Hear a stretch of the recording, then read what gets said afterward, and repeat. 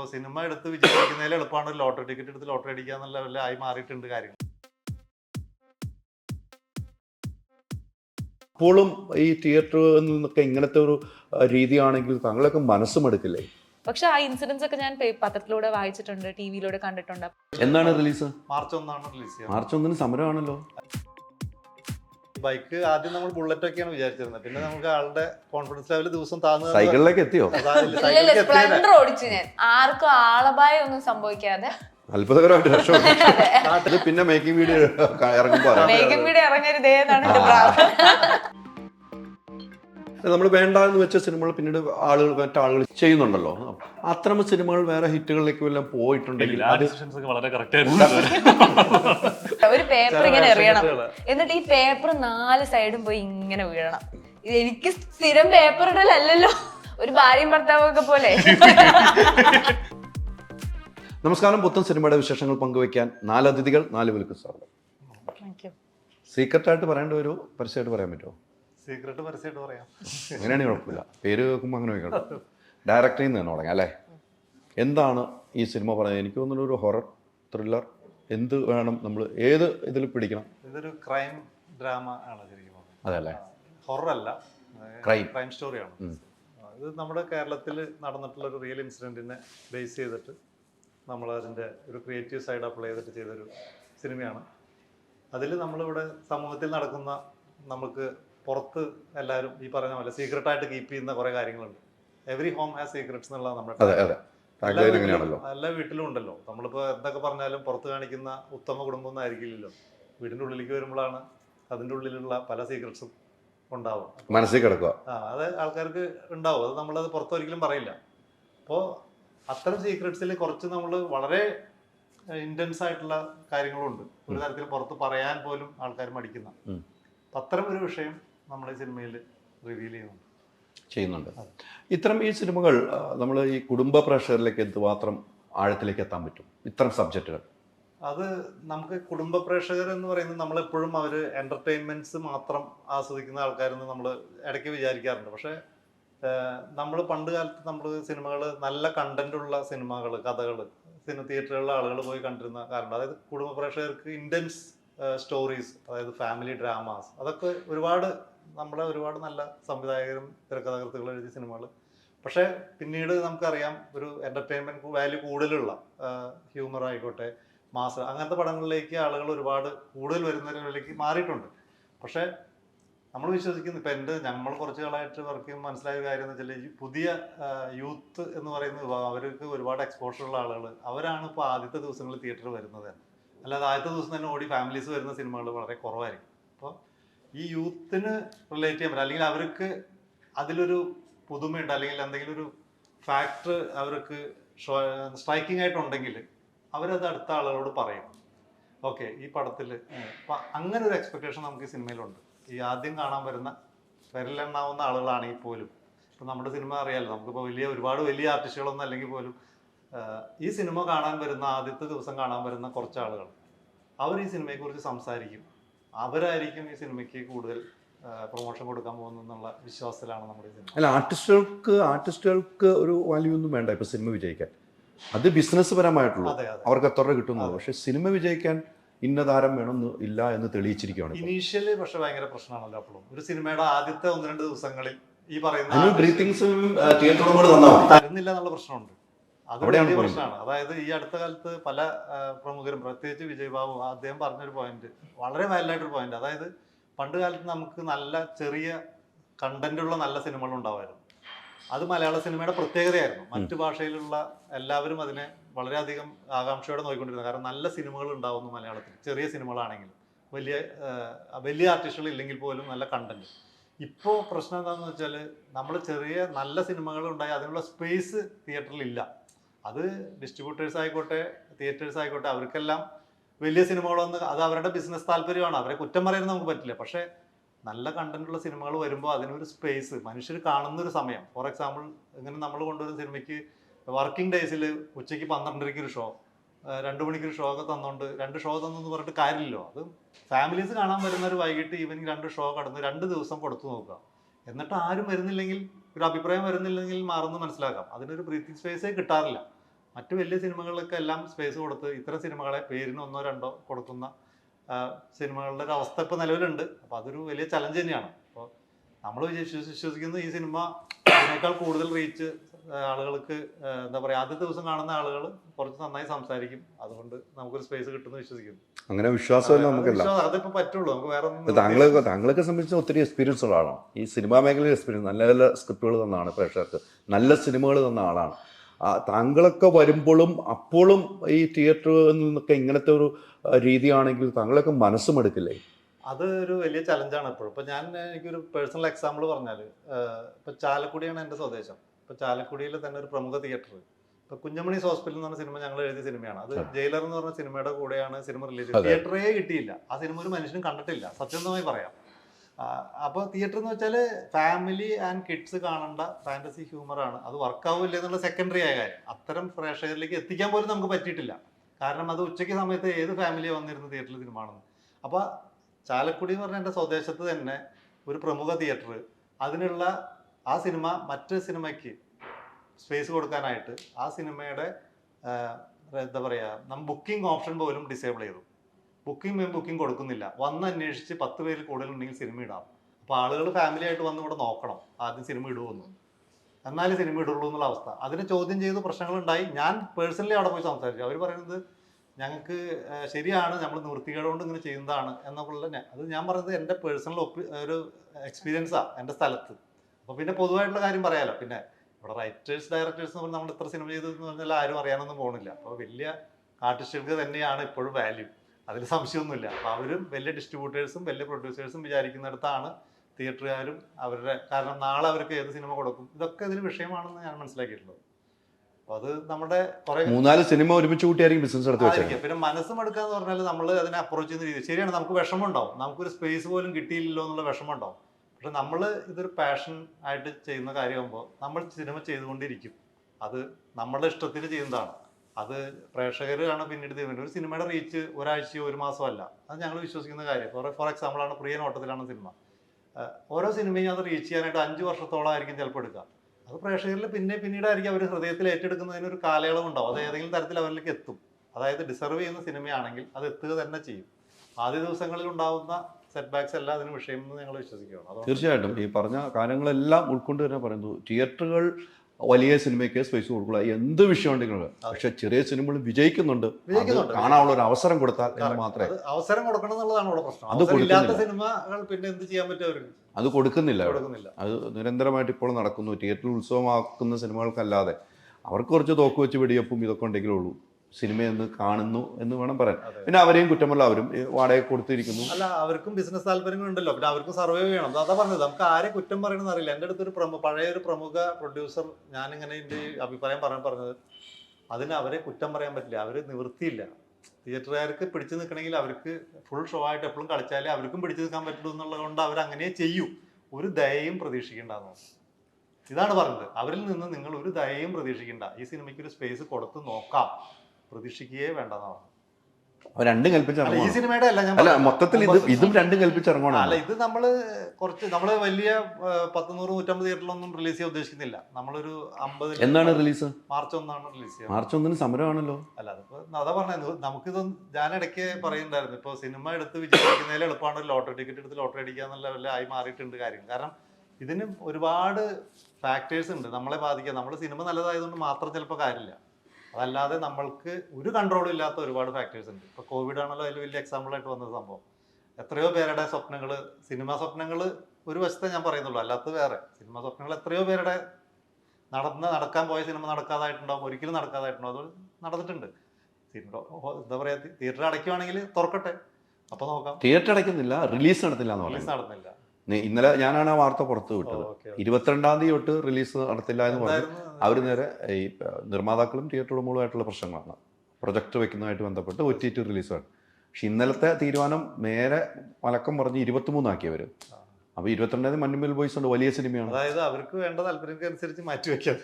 ഇനി ഒരു നല്ല സിനിമ അതും കൂടി വരെ വെയിറ്റ് ചെയ്യാമോ? ഞങ്ങൾ 1-ാം തീയതി വരെ കൂടി വെയിറ്റ് ചെയ്യാമെന്ന് ചോദിക്കായിരുന്നു. അല്ല, അതാണ് അതിൻ്റെ ഒരു കോമഡി ആയിട്ട് ഞാൻ കാണുന്നത്. അങ്ങനെയാണ് ഇന്നലെ പറഞ്ഞത്. നേരെ രാത്രി 1-ാം തീയതി വരെ വെയിറ്റ് ചെയ്യാം, ഞങ്ങളുടെ സിനിമയും കൂടി റിലീസ് ചെയ്തിട്ട്. 1-ം തീയതി അനിൽ തോമസിന്റെ സിനിമ റിലീസ് ചെയ്യുന്ന അനിൽ തോമസ് പ്രഖ്യാപിച്ചിട്ടുണ്ട്. റിലീസ് ചെയ്യുന്നു പ്രഖ്യാപിച്ചിട്ടുണ്ട്. കിട്ടുന്ന തിയേറ്ററിൽ റിലീസ് ചെയ്യുന്നത്. അത് ഒരു ഫിയോക്കൊന്നൊരു സംഘടന മാത്രമേ ആണുള്ളൂ. ഇനിയുണ്ട്, മൾട്ടിപ്ലെക്സ് ഉണ്ട്, മറ്റ് സംഘടനകളുണ്ട്. അല്ല, അത് ചർച്ച ചെയ്ത് പരിഹരിക്കപ്പെടട്ടെ എന്ന് നമുക്ക് നമ്മളെല്ലാം അതാണ് ആഗ്രഹിക്കുന്നത്. സിനിമയാണല്ലോ നമ്മളെല്ലാവരുടെ യാത്ര. സിനിമയെ സ്നേഹിക്കുന്നവരാണ് അതിൽ വേണ്ട, അല്ലാതെ മറ്റു താല്പര്യങ്ങൾ മാറ്റി നിർത്തി സിനിമകൾ വരട്ടെ. തീർച്ചയായിട്ടും സിനിമകൾ വരട്ടെ. ഈ സിനിമയും അങ്ങനെ സൂപ്പർ ഹിറ്റ് ആകട്ടെ, അതാണ് നമ്മളൊക്കെ ആഗ്രഹിക്കുന്നത്. അപ്പൊ ഞങ്ങൾ കുറെ വേറെ ഇന്റർനാഷണൽ കാര്യങ്ങളാണ് സംസാരിക്കുന്നത് അല്ലെ, നിങ്ങൾക്കെല്ലാം മനസ്സിലായല്ലേ? എൻ്റെ അടുത്തിരിക്കുമ്പോൾ ഇങ്ങനത്തെ കാര്യങ്ങളാണ് പൊതുവെ സംസാരിക്കണമെന്ന് അറിയാലോ. ബേസിക്കലി സിനിമ കിട്ടാത്ത പ്രശ്നങ്ങളാണ് ഞങ്ങൾ സംസാരിച്ചത്. ഇനി സിനിമയിലേക്കും കൂടെ നമ്മളൊന്ന് ഓടിയെത്താം. എങ്ങനെയുണ്ടായിരുന്നു? അടിപൊളിയായിരുന്നു. ഞാൻ ഇതുവരെ ചെയ്തതിൽ നിന്ന് വ്യത്യസ്തമായ ഒരു ക്യാരക്ടറാണ്.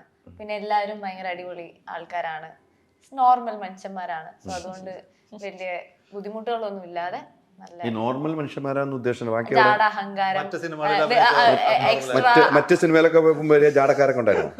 ഞാൻ അങ്ങനെയൊന്നും ഉദ്ദേശിച്ചില്ല. ഇതിൽ അതിൽ പല വളച്ചൊടക്കലുകളും നമുക്ക് എങ്ങനെ വേണമെങ്കിൽ ചിന്തിക്കാം. നമ്മൾ സോ കോൾഡ് ആക്ടേഴ്സ് ജാട അങ്ങനെയൊന്നും ഇല്ലാത്ത വളരെ നോർമലായി രാവിലെ വന്നു ഷൂട്ട് ചെയ്യുന്നു തിരിച്ചു പോകുന്ന ആൾക്കാരായിരുന്നു. അതുകൊണ്ട് ഞാൻ അഭിനയിച്ച ഒരു സിനിമയിലും ജാടയുള്ള ആൾക്കാരെ ഞാൻ കണ്ടിട്ടില്ല. അല്ല, സത്യമാണ്. എനിക്ക് വർക്ക് ചെയ്ത ആരിൽ നിന്നും വലിയൊരു അഹങ്കാര ജാടയൊന്നും ഞാൻ എക്സ്പീരിയൻസ് ചെയ്തിട്ടില്ല. പക്ഷെ നമ്മൾ പുറത്ത് നിൽക്കുമ്പോൾ നമുക്ക് തോന്നുമല്ലോ സംഭവം എന്നൊക്കെ തോന്നുമല്ലോ. അപ്പൊ അങ്ങനെയൊന്നും ഇല്ലാതെ സാധാരണ ഒരു ഹാപ്പി പ്ലേസ് ആയിരുന്നു. എൻജോയ് ചെയ്തു. എന്താണ് ഈ ക്യാരക്ടർ? ഈ ക്യാരക്ടറിന്റെ പേര് അയന എന്നാണ്. ഇപ്പൊ ഈ പറഞ്ഞ ഒരു ക്രൈമൊക്കെ നടന്നൊരു സ്ഥലത്ത് പറയാലോ എത്തിപ്പെട്ടു, കഥയല്ല, ഈ ക്യാരക്ടറിന്റെ ഒരു ചെറിയൊരു ഇത് എത്തിപ്പെട്ടു പോയി ഇവരൊക്കെ ആയിട്ട് ഇൻവോൾവ് ആകുന്ന ഒരു ടൈപ്പ് ക്യാരക്ടറാണ്. എന്റെ ക്യാരക്ടർ ഇതിൽ കുറച്ച് ടോംബോയ്ഷ് ആണ്, ബൈക്കൊക്കെ ഓടിക്കുന്ന അങ്ങനത്തെ ഒരു പെൺകുട്ടിയുടെ ഒരു ക്യാരക്ടറാണ്. അപ്പൊ ഞാൻ ഇതുവരെ ചെയ്തതിൽ നിന്ന് വ്യത്യസ്തമാണ്. ഈ സബ്ജക്ട് കേട്ട് കഴിയുമ്പോൾ എനിക്ക് ചെയ്യാം എന്ന് സ്വയം മനസ്സിൽ വിശ്വസിച്ചാണല്ലോ പോകുന്നത്. അതെ. അപ്പൊ അതിനുള്ള ഒരു തയ്യാറെടുപ്പുകൾ എന്തായിരിക്കും? ആക്ച്വലി ഇതിൽ വേണ്ടത് ബൈക്ക് ഓടിക്കാൻ അറിയണം. തയ്യാറെടുപ്പിൽ ഒരു ഹ്യൂമർ ഉണ്ടായിരുന്നു. അതാണ്, അതായത് പറയാം, ബൈക്ക് ഓടിക്കേണ്ട ക്യാരക്ടറാണ്. അപ്പൊ തന്നെ പറഞ്ഞു, ഞാൻ മുമ്പ് ഒരു സിനിമയ്ക്ക് വേണ്ടി ഞാൻ ബൈക്ക് ഓടിച്ച് പ്രാക്ടീസ് ചെയ്തിട്ടുണ്ട്, എനിക്ക് നന്നായിട്ട് അറിയാം. പക്ഷെ ആ സിനിമ നടന്നിട്ടില്ല. ഞാൻ മറന്നുപോയി. സിനിമ നടന്നിട്ടില്ല എന്ന് പറഞ്ഞപ്പോൾ നമുക്ക് ഡൗട്ടായി, ബൈക്ക് ഓടിക്കാൻ പറ്റാത്തതുകൊണ്ടായിരിക്കാം ചിലപ്പോൾ സിനിമ നടക്കാത്തത് തോന്നിയിട്ടുണ്ട്. പിന്നെ നമ്മൾ ലൊക്കേഷനിൽ വരുന്നു, അപ്പോ ഈ ബൈക്ക് ആദ്യം നമ്മൾ ബുള്ളറ്റ് ഒക്കെയാണ് വിചാരിച്ചിരുന്നത്. പിന്നെ നമുക്ക് ആളുടെ കോൺഫിഡൻസ് ലെവൽ ദിവസം താഴ്ന്നു. സൈക്കിളിലേക്ക് എത്തിയോ? അവസാനം പുള്ളിക്കാരി പറഞ്ഞില്ല, ഞാൻ എന്തായാലും ബൈക്ക് ഓടിക്കും എന്ന് പറഞ്ഞു. പിന്നെ അത് ഓടിച്ചു. പിന്നെ നമുക്ക് അവിടെ കുറച്ച് തമാശകളൊക്കെ ഉണ്ടായെങ്കിൽ പോലും സംഭവം ആർക്കും ആളപായം ഒന്നും സംഭവിക്കാതെ അത്ഭുതകരമായിട്ട് രക്ഷപ്പെട്ടു. ഇയാളല്ല, അവിടെ നടന്ന ആളുകൾ ക്യാമറ അങ്ങനെ ഒന്നിനും ഒരു തകരാറും ഷൂട്ടിംഗ് പറഞ്ഞതിന് നമ്മളെ ആൾക്കാരോട് പറഞ്ഞു, നിങ്ങൾ ഈ ഷൂട്ടിംഗ് കാണാൻ നിൽക്കുന്ന കൊള്ളാം, ആളെ നിങ്ങൾക്ക് അത്ര പരിചയം എന്ന് ആദ്യം പറഞ്ഞുകൊണ്ട് മനുഷ്യരൊക്കെ അപ്പുറത്തെ പറമ്പിൽ കയറി നിന്നിട്ടാ ഷൂട്ടിംഗ് കണ്ടത്. ക്യാമറ ഒക്കെ ടോപ്പ് ആംഗിളാണ് വെച്ചത്. നമ്മള് സ്ഥലത്ത് വെച്ചിട്ട് അവിടെ കൊണ്ട്, പക്ഷെ പിന്നെ കുറച്ച് ചലഞ്ചസ് കൊടുത്തിട്ടുണ്ടായിരുന്നു. കറക്റ്റ് ഒരു പോയിന്റ്. അതായത് ആ റോഡ് എന്ന് പറയുന്നത് കുറച്ചിങ്ങനെ ഇങ്ങനെ ഒരു കോട്ടയം ഭാഗമാണ് നമ്മുടെ പടത്തിലുള്ള ഒരു. അപ്പൊ അവിടെ ഉള്ളൊരു ടെറൈന് തന്നെ കുറച്ചൊരു ഹില്ലി, ഇങ്ങനെ വഴി അങ്ങനത്തെ ഒക്കെ. ആ വഴിയിലൊക്കെ ഒരു ഡോട്ടൊക്കെ ഇട്ടിട്ട് ഈ ഞാനാണെങ്കിൽ നേരെ നോക്കി ഇങ്ങനെയൊക്കെ നോക്കിയാൽ പോലും വണ്ടി ഓടിക്കാൻ അറിയാത്ത ഒരാളോട് ഒരു ചെറിയ കല്ലൊക്കെ വെച്ചിട്ട് ആ കല്ലിൽ കൊണ്ട് വണ്ടി നിർത്തണം എന്നൊക്കെ പറഞ്ഞു കഴിഞ്ഞാൽ പക്ഷെ അത് ഞാൻ അത് സിനിമ കാണുമ്പോൾ മനസ്സിലാക്കുന്ന സിനിമ കണ്ടിട്ടുള്ളൂ. പറഞ്ഞ നമ്മളെ സിനിമ കണ്ടിട്ട് സാധിച്ചു. കല്ലിന്റെ അടുത്ത് കൊണ്ട് നിർത്തിയതാണോ അതോ ക്യാമറമാൻ കൊണ്ട് ഓടിയതാണോ അതെല്ലാം സിനിമ കണ്ടിട്ട് മനസ്സിലാവുള്ളൂ. അത് പിന്നെ മേക്കിംഗ് വീഡിയോ ഇറങ്ങുമ്പോൾ ഞാൻ പറഞ്ഞ മേക്കിംഗ് വീഡിയോ ക്യാമറമാൻ ഓടിയപ്പോഴാണ് കറക്റ്റായിട്ട് നമുക്ക് അറിയാൻ പറ്റും. കല്ല് മാറ്റി വെച്ചുകൊണ്ടായിരുന്നു എന്തായാലും നല്ലൊരു സിനിമയുടെ ഭാഗമായി അല്ലെ, നമ്മൾ പ്രതീക്ഷിക്കുന്ന നല്ലൊരു സിനിമയുടെ ഭാഗമാണ്. നമുക്കൊരു സീനാണെങ്കിലും പ്രേക്ഷകർ കാണുക, കണ്ട് അംഗീകാരം കിട്ടുക എന്നുള്ളത് അത്രയും സിനിമയിലേക്ക് എത്തി അല്ലേ. എന്തുണ്ട് വിശേഷങ്ങളൊക്കെ? സുഖമല്ലേ? കുറെ ആയി കണ്ടിട്ടുള്ളൂ നമ്മള് അല്ലേ. നമ്മൾ ലാസ്റ്റ് കണ്ടത് എനിക്ക് തോന്നുന്നു ഏതിലായിരുന്നു? അന്നാണ് കണ്ടത്. അത് കഴിഞ്ഞിട്ട് ഇപ്പോഴാണ് കാണുന്നത് അല്ലേ. എന്താണ് ക്യാരക്ടറിന്റെ പേര് സരിക എന്നാണ്. എനിക്ക് കൂടുതൽ ക്യാരക്ടറിനെ കുറിച്ച് എന്ത് പറയാന്ന് വെച്ചാൽ എനിക്ക് അറിയില്ല. IT ഫീൽഡിൽ വർക്ക് ചെയ്യുന്ന ഒരു കുട്ടിയാണ്. ഈ പറഞ്ഞ പോലെ തന്നെ ഒരു ക്രൈമിൽ ഇൻവോൾവ് ആയിട്ടുള്ള ഒരു കുട്ടി, സാഹചര്യങ്ങൾ കൊണ്ട് അതിന്റെ ബേസിക്കലുള്ള ഒരു കഥ. അത്രേ ഉള്ളൂ. മേഖലയിലാണല്ലോ. പല ഇൻവോൾവ് ആവുമല്ലോ പല മേഖലയിലും. നമ്മൾ കാണുന്നതാണല്ലോ സമൂഹത്തിൽ. അപ്പൊ നേരത്തെ പറഞ്ഞ പോലെ ഇതൊക്കെ നടന്നൊരു സംഭവമാണ് അല്ലെ. ഒരു ഇന്റൻസ് ആയിട്ടുള്ള ഒരു ക്യാരക്ടറാണ്. അതായത് പെർഫോമൻസ് നല്ലോണം ഡിമാൻഡ് ചെയ്യുന്ന ഒരു ക്യാരക്ടറായിരുന്നു. അപ്പോൾ ശിവദാസ് നല്ല അത് ക്യാരി ചെയ്തിട്ടുണ്ട് ചെയ്തിട്ടുണ്ട്. ഇനി തിയേറ്ററിൽ പ്രഷറാണ്. നമ്മൾ കാണുമ്പോൾ അല്ലെങ്കിൽ നമ്മൾ ഉദ്ദേശിച്ച ലെവലിലേക്ക് അത് എത്തിയെന്നുള്ളത് നമുക്ക് പറയാൻ പറ്റില്ല. പിന്നെ പ്രേക്ഷകരുടെ എക്സ്പെക്ടേഷൻസ് ഒക്കെ നമുക്കൊന്നും പ്രഡിക്ട് ചെയ്യാൻ പറ്റില്ല. ഒരിക്കലും പറ്റില്ല. ഇപ്പോഴത്തെ പ്രഷർ അതെ ഒരു രക്ഷയില്ലാത്ത പ്രഷറാണെന്ന് ആദ്യം മനസ്സിലാക്കണം. ഉറപ്പായിട്ടും പണ്ടത്തെ പോലെയൊന്നും അല്ല പ്രഷർ. അവരൊരിക്കലും നമ്മൾ കുറച്ച് കാണാൻ പാടില്ല. തീർച്ചയായിട്ടും ആ പ്രഷർ ഉള്ളതുകൊണ്ട് നമ്മളൊക്കെ ഇവിടെ നിൽക്കുന്നത്, അല്ലെങ്കിൽ നമ്മളിവിടെ എത്തുമായിരുന്നു.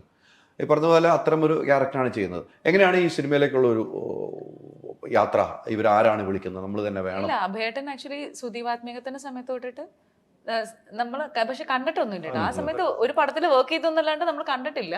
അത് കഴിഞ്ഞപ്പോൾ 1-2 സ്ക്രിപ്റ്റ് ചേട്ടൻ തന്നെ ചെയ്ത സ്ക്രിപ്റ്റ് എന്നോട് പറഞ്ഞു. പക്ഷെ അതൊന്നും നടപ്പിലായില്ല. കാരണം ഡേറ്റ്സിന്റെ ഇഷ്യൂവും അങ്ങനെ കുറെ ഇഷ്യൂസ് ആയിട്ട് ഒന്നും നടന്നില്ല. പിന്നെ ഈ ഒരു പ്രൊജക്ട് വന്നപ്പോൾ എൻ്റെ അടുത്ത് പറഞ്ഞു ഇങ്ങനെ സ്ക്രിപ്റ്റ് ഉണ്ട്, അത് ചെയ്യുമെന്ന് ചോദിച്ചു. കാരണം ആ ക്യാരക്ടർ അങ്ങനത്തെ ഒരു ക്യാരക്ടറാണ്.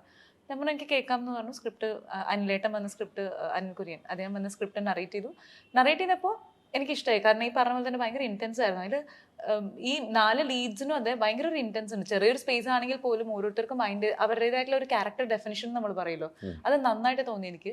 പിന്നെ ഈ പറഞ്ഞ പോലെ ഒരു 10 വർഷം മുന്നേ നടന്ന ഒരു ഇൻസിഡന്റ് എന്ന് പറയാൻ പറ്റില്ല.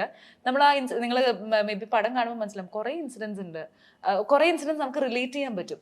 അപ്പോൾ പേഴ്സണലി എന്നോട് അങ്ങനെ ഒരു എക്സ്പീരിയൻസ് ഉണ്ടോ എന്ന് വെച്ചാൽ തീർച്ചയായിട്ടും ഇല്ല.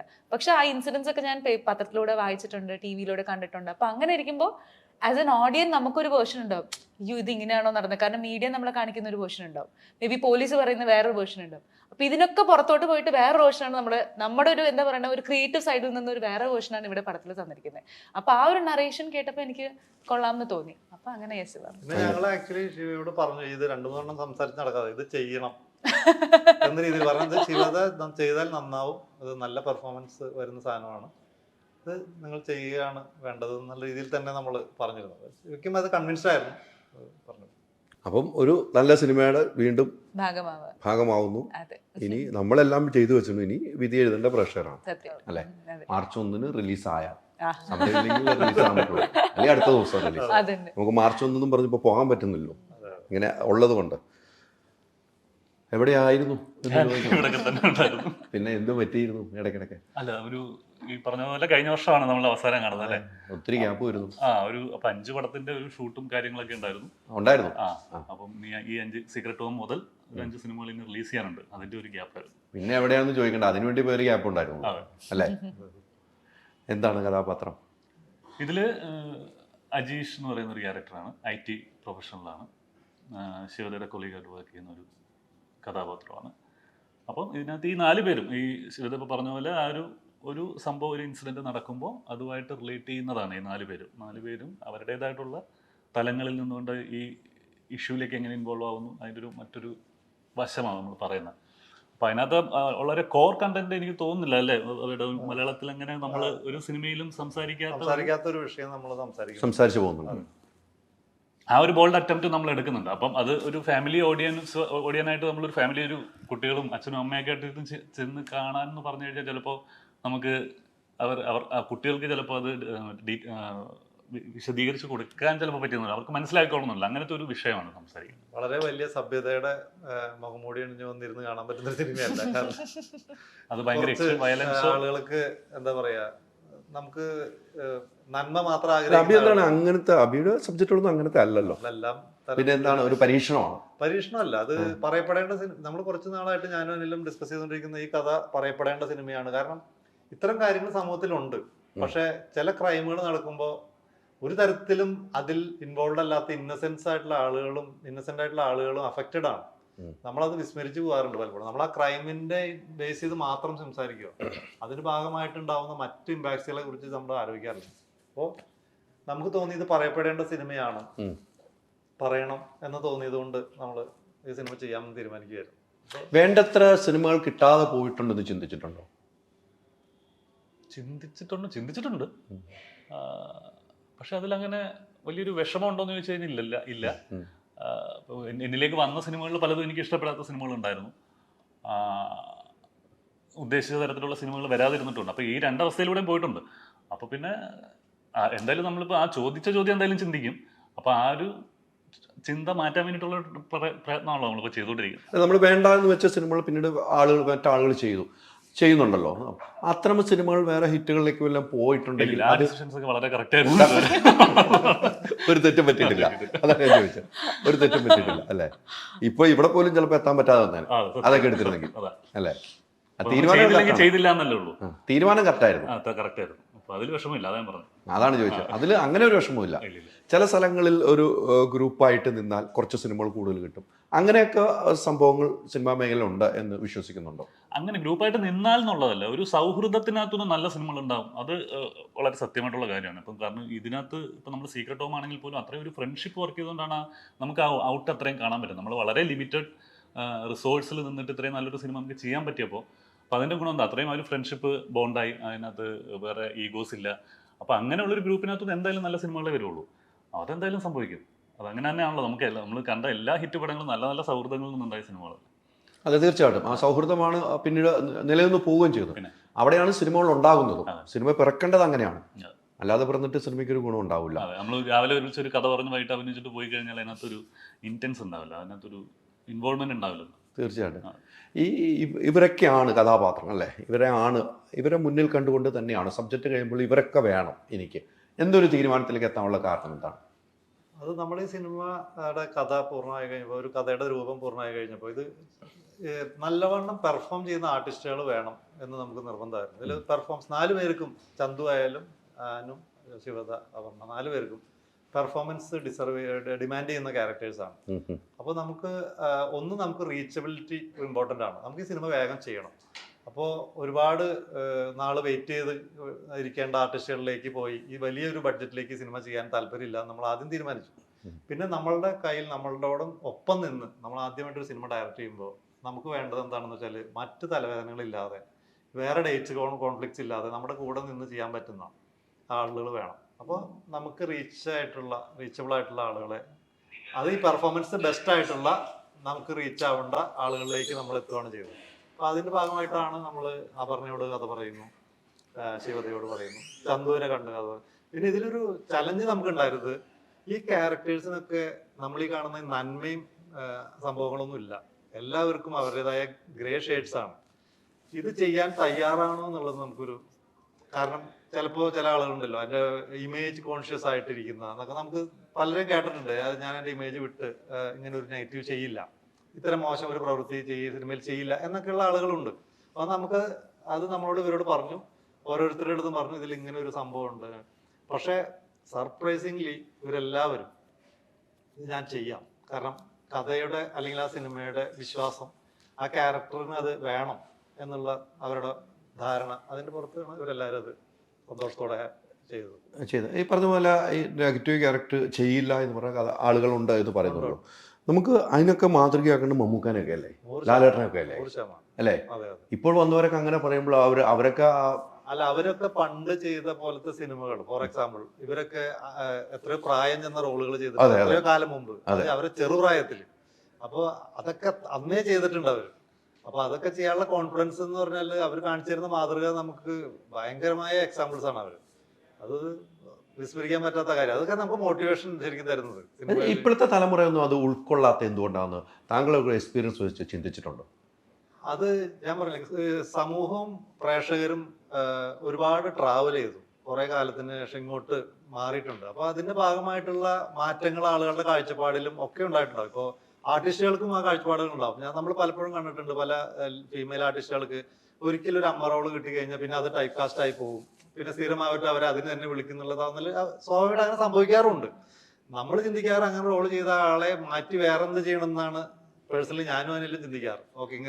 ഓക്കെ അവരിത് ചെയ്യാത്തൊരു ടൈപ്പ് കൊടുക്കാം എന്ന് ചെയ്തു. പക്ഷെ പലപ്പോഴും നമ്മൾ കണ്ടിട്ടുള്ള അവർ ചെയ്തുകൊണ്ട് ആ ക്യാരക്ടറിന് അവർ ബെസ്റ്റാന്ന് പറഞ്ഞ് സെലക്ട് ചെയ്യുന്ന പോലെ പ്രോസസ് കണ്ടിട്ടുണ്ട്. അപ്പൊ അതുകൊണ്ട് അവരും കുറച്ച് കെയർഫുള്ളാണ്. ഇപ്പൊ ഞാനിപ്പോ ഒരു വയസ്സായ ഒരു ക്യാരക്ടർ ചെയ്താൽ ഇനി നാളെ ഒരു അച്ഛനായിട്ട് അഭിനയിച്ച് കഴിഞ്ഞാൽ നാളെ തുടങ്ങി അച്ഛൻ റോളും കൂടെ എന്നെ കൊണ്ട് തേടി വരും എന്ന് പേടി അവർക്ക് ഉണ്ടെന്നുള്ള വസ്തുതയാണ്. പിന്നെ ആ ക്യാരക്ടേഴ്സ് വരുമ്പോൾ തന്നെ അതിൽ ഡിഫറെന്റ് ആയിട്ടൊരു കണ്ടന്റ് ഉണ്ടെങ്കിൽ അവർ ചെയ്യും. അത് ഇപ്പോഴുള്ള ആർട്ടിസ്റ്റുകൾ എല്ലാവരും ചെയ്യും. ഇപ്പൊ നമുക്ക് പക്ഷെ ആ കണ്ടന്റും അതുപോലെ തന്നെ അവരെ അത്ര എക്സൈറ്റ് ചെയ്യണം, എന്നാൽ മാത്രമേ അവർ ചെയ്യുള്ളൂ. മുമ്പ് ഉള്ള ആളുകൾക്ക് അത്രയും അവർ അങ്ങനത്തെ ഡിഫറെന്റ് റോള് നോക്കിയിട്ടും ചെയ്യുമായിരുന്നു. ഓക്കെ ഇത് ഡിഫറെന്റ് ആണ്, ഇത്തിരി പ്രായമുള്ള ആളാണ്, ഞാൻ ചെയ്യാമെന്ന് തീരുമാനിച്ചു. ഇപ്പൊ അവർക്ക് അതിനുള്ള ധൈര്യം അത്രയ്ക്ക് ഇല്ലെന്നാണ് എനിക്ക് തോന്നുന്നത്. പഴയ ആളുകളുടെ ധൈര്യമില്ലായ്മ ഉറപ്പായിട്ടുണ്ട്. അവർ ഈ ഇമേജ് ഇത്ര ചെറുപ്പത്തിൽ ഞാൻ അച്ഛനായിട്ട് അഭിനയിച്ചാൽ പിന്നെ അത് പ്രശ്നമാവും എന്നൊക്കെ സ്വാഭാവികമായിട്ട് വരും. നെഗറ്റീവ് ക്യാരക്ടർ ചെയ്താൽ പ്രശ്നമാവും. പക്ഷെ അല്ല, നെഗറ്റീവ് ക്യാരക്ടർ ഇപ്പൊ ചെയ്യാൻ തയ്യാറായിട്ടുള്ള എല്ലാവരും ചെയ്യുന്നുണ്ടല്ലോ. ഇപ്പൊ നമുക്കിപ്പോ കാണാൻ ഇപ്പൊ ചാക്കോച്ചൻ പോലും അതുപോലെ ഫഹദാണെങ്കിലും എല്ലാവരും ഇവരൊക്കെ തയ്യാറാണ്. പൃഥ്വിയാണെങ്കിലും എല്ലാവരും തയ്യാറാണ്. അവർക്ക് മാറി വരുന്നുണ്ട്. അവർക്ക് അറിയാം കണ്ടന്റ് ആണ് ഇമ്പോർട്ടന്റ്, ഇമേജ് അല്ല എന്നുള്ള ബോധ്യമൊക്കെ ഉണ്ട്. ആ ഒരു ബോധ്യം ഉണ്ടെങ്കിൽ ഒരു കലാകാരനാകുന്നുള്ളൂ. മാത്രമേ ഉള്ളൂ. ഇമേജ് മാത്രം നോക്കി എപ്പോഴും നല്ലത് മാത്രം ചെയ്തുകൊണ്ടിരുന്നു കഴിഞ്ഞാൽ നമ്മൾ വൈവിധ്യമായ റോൾ ഒരിക്കലും കിട്ടാൻ പോകില്ല. മമ്മൂക്കയും ലാലേട്ടനൊക്കെയാണ് മാതൃക. അത് കണ്ടാൽ അവർക്ക് ചെയ്യാൻ തോന്നുമല്ലോ സ്വാഭാവികമായിട്ടും. തീർച്ചയായിട്ടും. അവരുടെ കേട്ടില്ലേ, ഇതൊക്കെയാണ് സിനിമ. പക്ഷെ എനിക്കിപ്പോ ഞാൻ പ്രിയനോട്ടത്തിലാണെങ്കിലും എനിക്ക് ഈ പറഞ്ഞ പോലെ ഇവരുടെ തന്നെ സിനിമയാണ്. എനിക്കൊരു കുട്ടി ഉണ്ടായിരുന്നു ഇതിനകത്തൊരു കുട്ടിയെ, ഒരു അത്രയും പ്രായമുള്ള ഒരാളായിട്ടല്ല ഞാൻ ചെയ്യുന്നത്. അപ്പം അവര് റെഡിയാണത് അങ്ങനത്തെ 2 ഡിഫറെന്റ് ക്യാരക്ടറിൽ എനിക്ക് തരാൻ വേണ്ടി. പക്ഷെ എത്രത്തോളം ഡയറക്ടേഴ്സ് അങ്ങനെ അതിൽ അമ്മ റോള് ചെയ്തല്ലേ ഇത്രയും ചെറുതായി കഴിഞ്ഞാൽ ശരിയാവും എന്നുള്ളത് ഇപ്പൊ നാച്ചുറലി സംഭവിക്കുന്നതാണ്. നമുക്ക് അങ്ങനെ വരുന്നത് കൊണ്ടാണ് നമുക്ക് ഈ പേടി വരുന്നത്. നമുക്ക് എല്ലാ തരത്തിലുള്ള ക്യാരക്ടേഴ്സ് ചെയ്യാനും താല്പര്യമുണ്ട്. വയസ്സായ ആളും നമുക്ക് വിശ്വസിപ്പിക്കാൻ പറ്റുമെങ്കിൽ റെഡിയാണ് ഞാൻ. പക്ഷെ ഒരിക്കൽ ഒരു ഇത് ചെയ്തു കഴിഞ്ഞാൽ പിന്നീട് നമുക്ക് അങ്ങനെ കോൾസ് വരുമ്പോ അടുത്തത് അമ്മ, അടുത്തത് അമ്മ, അടുത്തത് അമ്മ, അടുത്തത് അമ്മ. അതെ അതെ, ഇത് 5 വയസ്സാകുമ്പോ 6 വയസ്സായ കുട്ടി, 7 വയസ്സായ കുട്ടി, 8 വയസ്സായ കുട്ടി, അങ്ങനെ ആവുമ്പോഴേ അപ്പൊ നമുക്ക് തോന്നും എന്താ കുറച്ച് വേറെ ഇത്തിരി ഒരു റൊമാൻറ്റിക് കുഞ്ഞി കോളേജിൽ പഠിക്കുന്ന കുട്ടിയായിട്ട് എനിക്ക് ചെയ്തൂടെ, എന്തെന്നെ വിളിക്കാത്തെന്ന് തോന്നും. അപ്പൊ അങ്ങനെയൊക്കെ ഒരു പ്രശ്നം വരുന്നോണ്ടാണ് എല്ലാവർക്കും പേടി. പക്ഷെ എനിക്ക് സത്യം പറഞ്ഞാൽ പേടിയില്ല. പ്രിയനോട്ടത്തിലാണെങ്കിലും എനിക്ക് ആക്ച്വലി പേടിയില്ല. അമ്മ ക്യാരക്ടർ ചെയ്ത് നന്നായി ഫലിപ്പിച്ചിട്ടല്ലോ അത്. തീർച്ചയായിട്ടും. അവിടുന്ന് ഇവിടെ എത്തുമ്പോ വേറെ ക്യാരക്ടറായി. പിടുത്തം വിട്ടിട്ടില്ല. ഞാൻ പിടിച്ചിട്ടുണ്ട്, എന്നെ പിടിച്ചിട്ടുണ്ട്, അതുകൊണ്ട് കുഴപ്പമില്ല. അല്ല, അത് ശ്രദ്ധിച്ചിട്ടില്ലേ നമ്മള് ഇൻഡസ്ട്രിയിൽ വർക്ക് ചെയ്യുമ്പോൾ എല്ലാ സിനിമയല്ല, പക്ഷെ നമുക്ക് ഒരു സൗഹൃദം ഉണ്ടാകും. അവരുടെ കാലിബറിൽ കോൺഫിഡൻസ് ഉണ്ടാകുമ്പോഴും നമ്മള് ഇമ്മീഡിയറ്റ് സിനിമകൾ അല്ലെങ്കിൽ പോലും അവർ നമ്മുടെ ലിസ്റ്റിൽ ഉണ്ടാവും. ഓക്കെ, ഇങ്ങനെ ഒരു ക്യാരക്ടർ വന്നാൽ നമുക്ക് അവർക്ക് കൊടുക്കാം, കാരണം വിശ്വസിച്ച് കൊടുക്കാം. അപ്പൊ അവരെ നമുക്ക് ആ ഔട്ട്പുട്ട് പരമാവധി നമുക്ക്. അത് ഗ്രൂപ്പ് എന്നാണോ പറയുക, സൗഹൃദമാണ്? സൗഹൃദമാണ് അത് പൂർണ്ണമായിട്ടും. രണ്ടാണ്. പ്രിയം കഴിഞ്ഞ് നമ്മള് കുഞ്ഞമണീസ് ഹോസ്പിറ്റൽ സിനിമ ചെയ്തു, ഇവരാരും ഇല്ലല്ലോ. അത് നമ്മള് അങ്ങനെ കണ്ടിന്യൂസ് ചെയ്ത് നോക്കിയിട്ടില്ല. പക്ഷെ നമുക്കതിൽ നൈലയുണ്ട്, നൈല പ്രിയനിൽ വർക്ക് ചെയ്തിട്ടുണ്ട്. അപ്പൊ നമുക്ക് ആ കംഫർട്ട് ഫാക്ടർ ആണ് ഏറ്റവും ഇമ്പോർട്ടന്റ്. ഏത് ആളുകൾ അത് ചെയ്യാത്തത്? നിങ്ങൾ എല്ലാ ഡയറക്ടേഴ്സിനും എടുത്ത് നോക്കിക്കോളൂ. അവരുടെ സിനിമകളിൽ ഒന്നിലധികം സിനിമകളിൽ അതിന്റെ സിനിമയിൽ അഭിനയിച്ച ആളുകളൊക്കെ തന്നെ വന്നിട്ടുണ്ടാവും. പിന്നെ ഇവർക്ക് ചീത്ത പറഞ്ഞാലും ഇപ്പൊ വേടനല്ലേ പറഞ്ഞോട്ടെ എന്ന് ചിന്തിക്കുന്ന ഒരു കംഫർട്ട് സ്പേസ് ഉണ്ടല്ലോ. എന്താ നീ ചെയ്യുന്നത് പറഞ്ഞാലും അതുകൊണ്ട് പക്ഷെ ചീത്ത പറയാത്തൊരു ഡയറക്ടറാട്ടോ, പാവൻ ഡയറക്ടറാ. ഇതുവരെ ചീത്ത പറഞ്ഞു ദേഷ്യം വരുവാണെങ്കിലും കടിച്ചിങ്ങനെ അമർത്തിയിരിക്കും. പറഞ്ഞിട്ടില്ല പുറത്ത് ഇതുവരെ. അങ്ങനെ കടിച്ച് അമർത്തിയിരുന്ന ആ ദേഷ്യം എന്തായിരുന്നു? എനിക്ക് തോന്നുന്നു നമ്മളൊരു പേപ്പർ എറിയുന്ന സീനിൽ അതായിരുന്നു നല്ല ദേഷ്യം വന്നത്. നമുക്ക് സമയമില്ലാത്ത സമയത്ത് ഞാൻ പറഞ്ഞല്ലോ, ഒരു പേപ്പർ ഇങ്ങനെ എറിയണം, എന്നിട്ട് ഈ പേപ്പർ 4 സൈഡും പോയി ഇങ്ങനെ വീഴണം. ഇത് എനിക്ക് സ്ഥിരം പേപ്പർ ഇടലല്ലോ. ആള് ബോംബ് എറിയണ മാതിരി പേപ്പർ എറിഞ്ഞിട്ട് വന്നു. അവസാനമായിട്ട് ഒരു 4-5 സമയം കഴിഞ്ഞിട്ടിരിക്കുക. അപ്പൊ പേപ്പർ ഇങ്ങനെ ചെതറി എറിയണം. അപ്പൊ അതിങ്ങനെ വരുന്നതിന്റെ ഒരു വിഷ്വൽ നമുക്കുണ്ട്. ആള് പോയിട്ട് പേപ്പർ ഇങ്ങനെ കിട്ടും. ഇത് കഴിഞ്ഞപ്പോ ആ കൊച്ചിനെ ആരെങ്കിലും പേപ്പർ എറിയാൻ പഠിപ്പിക്കുന്നു. അതുകൊണ്ട് നല്ല ദേഷ്യം വന്നത് എനിക്കറിയാം. പക്ഷെ ഈ മനുഷ്യനെ കൺട്രോൾ ചെയ്യുന്ന അടുത്തൊരാളാണ് അനിൽ കുര്യൻ എന്ന് പറയുന്നത്. നമ്മുടെ അനിലേട്ടൻ കുറച്ച് ശാന്ത സ്വഭാവമാണ്. അനിലേട്ടൻ കുഴപ്പമില്ല അങ്ങനെ, അതായത് ഒരു ഭാര്യയും ഭർത്താവും ഒക്കെ പോലെ അങ്ങനെയല്ല. എനിക്കറിയില്ല, എനിക്കിതിന് യാതൊരു ബന്ധമില്ല. അല്ലും അമ്മയും ഭാര്യയും ഭർത്താവാണെന്ന് എനിക്ക് യാതൊരു എന്നെ ഇതിനകത്ത് വിട്ടേക്കാം. അതാ പറഞ്ഞത്, ഇതിൽ സംസാരിക്കുന്ന സീരിയസ്നെസ്സിലൊന്നും എന്റെ കോൺവെർസേഷൻ എടുക്കരുത്. വളരെ സിമ്പിൾ ആയിട്ട് സൗഹൃദങ്ങളെ പലപ്പോഴും നമ്മളിപ്പോ അങ്ങനെ ചിന്തിച്ചു അല്ല, ഇപ്പൊ ഞാനും കംപ്ലീറ്റ് പലപ്പോഴും സിനിമ ഡിസ്കസ് ചെയ്യുന്നതൊക്കെ ഫോണിലൂടെയാണ്. അപ്പൊ കുറെ കഴിഞ്ഞപ്പോ നമ്മുടെ വീട്ടിൽ ഭാര്യ ചോദിക്കുന്നത് നിങ്ങൾക്ക് അങ്ങ് ഒരുമിച്ച് താമസിച്ചാൽ ഫോണിലാണല്ലോ, വീട്ടിൽ കിട്ടുന്നതിനേക്കാളും കൂടുതൽ സമയം നിങ്ങൾ ഫോണിൽ വേറെ ആളായിട്ട് സംസാരിച്ചിരിക്കുന്നത്, പിന്നെ വീട്ടിൽ ഇരിക്കുന്നത് ചോദിക്കുമല്ലോ. അതായത് രണ്ടുപേരും ഭയങ്കര പെർഫെക്റ്റ് ആണ്. രണ്ടുപേരും, അതായത് ഇവര് തമ്മിൽ കോംപ്ലിമെന്റ് ഈച്ച് അതർ. ഒരാൾക്ക് ദേഷ്യം വരുമ്പോൾ ഒരാൾ സൈലൻസ് ചെയ്യും, അങ്ങനെ ഉണ്ട്. അപ്പൊ അതുകൊണ്ട് അന്ന് എനിക്ക് ചീത്തയേക്കാതെ ഞാൻ രക്ഷപ്പെട്ടു. അപ്പം കടിച്ചിരി ഇങ്ങനെ ഇരിക്കും. അതെ, എന്താ സമയമായില്ലേ, ഇത് എന്ന് എടുത്തിട്ട് എറിഞ്ഞ എന്താ ഇങ്ങനെ ചോദിക്കും. എടുത്തെറിഞ്ഞ കിട്ടുമോ ബേട്ട, എളുപ്പ പരിപാടിയാണ് ഇത്. അതിനെ വിളിച്ചുണ്ടായിരുന്നു. പേപ്പർ അങ്ങനെയല്ല, എങ്ങനെയാണെന്നറിയോ, പേപ്പർ എറിയാൻ ഇത്ര സമയം വിചാരിക്കണ പോലെ അല്ലട്ടാ. ഒരു കെട്ട് പേപ്പർ ഇങ്ങനെ വന്നിട്ട് ഇങ്ങനെ എറിയുമ്പോ മഴ പെയ്യുന്ന പോലെ വീണമെന്ന് പറഞ്ഞ എളുപ്പപ്പണിയല്ല. എളുപ്പപ്പണിയല്ല, നമ്മൾ വിചാരിക്കുക എളുപ്പപ്പണിയാണ് അല്ല, കുറച്ച് ബുദ്ധിമുട്ടുണ്ട്.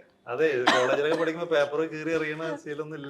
അങ്ങനെ എന്നോട് അന്ന് എന്നെ ബിഹേവ് ചെയ്ത് എങ്ങനെയാന്നറിയോ, എല്ലാ ദിവസവും പേപ്പർ ഇടാൻ പോകുന്ന ഒരാള് ഒരു ദിവസം പേപ്പർ തെറ്റിച്ചിട്ടാ എങ്ങനെയുണ്ട് അതുപോലെ എന്നോട്. ഞാനെന്താ പേപ്പർ ഇടുന്ന ജോലിയായിരുന്നു. എനിക്കെന്താ പേപ്പർ പണിയാ, അങ്ങനെയായിരുന്നു. രാവിലത്തെ പേപ്പർ ഉദ്ദേശിച്ചത്. അതെ, മനോരമയ്ക്ക് വരെ മംഗളം ഇട്ടാൽ എന്തുണ്ടാവുന്നതാണ്. അതെ അത് തന്നെ, അതുപോലെ ആയിരുന്നു. അത് കൃത്യമായിട്ട് ഇട്ടു, കുറച്ച് സമയം എടുത്താണെങ്കിൽ. എന്തൊക്കെയോ അത് ചെയ്തു തോന്നുന്നു, സൈഡിൽ നിന്നൊക്കെ ആരൊക്കെ ഇട്ട് അഡ്ജസ്റ്റ് ചെയ്തു. ടെക്നോളജിയുടെ വികാസം ഇവന് ഒരുപാട് ഹെൽപ്പ് ചെയ്തിട്ടുണ്ട്. CG ചെയ്ത് ഒപ്പിച്ചെടുത്ത് അല്ലേ. അപർണ ചെയ്തു വെച്ചിരുന്ന സിനിമയിൽ അപർണയ്ക്ക് എന്നും പ്രിയം എന്ന് തോന്നുന്ന സിനിമ ഏതായിരിക്കും? ഇറങ്ങിയ സിനിമകളിൽ സത്യം പറയുകയാണെങ്കിൽ നോ ഓഫൻസ് ഡാഡ് ആയിരിക്കും. ബിക്കോസ് അതിലെനിക്ക് ഒത്തിരി പെർഫോമൻസ് ചെയ്യാൻ ത്രൂ ഔട്ട് ഉള്ള ഒരു ക്യാരക്ടർ ആയിരുന്നു. അത് വർക്കാവും ചെയ്തു. അപ്പൊ നമുക്കതൊരു കുറച്ചൊരു ക്ലോസ് ടു ഹാർട്ട് ഫീലിംഗ് ആണ്. പക്ഷെ അങ്ങനെ ഞാൻ അങ്ങനെ അതൊരു ഇത്തിരി സ്പെഷ്യലാന്നേ ഞാൻ പറയുള്ളൂ. എല്ലാ സിനിമകളും ഇപ്പൊ ആദ്യം അഭിനയിച്ച സത്യൻ സാറിന്റെ ചെറിയ റോളാണെങ്കിലും എനിക്കത് ഭയങ്കര ക്ലോസ് ടു ഹാർട്ടാണ്. ആദ്യം നായികയായി ചെയ്ത മനോഹരം വിനീതന്റെ കൂടെ അഭിനയിക്കാൻ പറ്റി, ഭയങ്കര ക്ലോസ് ടു ഹാർട്ടാണ്. ഇവരെ പരിചയപ്പെടാൻ പറ്റിയ സിനിമ പ്രിയനോട്ടത്തിലാണ്, വളരെ ക്ലോസ് ടു ഹാർട്ട് ആയിട്ടുള്ള സിനിമയാണ്. ഇപ്പൊ സീക്രട്ട് ഹോം ആണെങ്കിലും എൻജോയ് ചെയ്ത് ഒരു നിമിഷം പോലും ബോറടിക്കാതെ എൻജോയ് ചെയ്ത സിനിമയാണ്. അപ്പൊ അതും ക്ലോസ് ടു ഹാർട്ട്. മനോഹരമൊക്കെ ചെയ്തതിന് ശേഷം അത്തരമൊരു സിനിമകൾ പിന്നീട് അത്തരമൊരു സിനിമകൾ അവരുമായിട്ട് ഒന്ന് ഒത്തുപോകാൻ കഴിഞ്ഞിട്ടില്ലല്ലോ.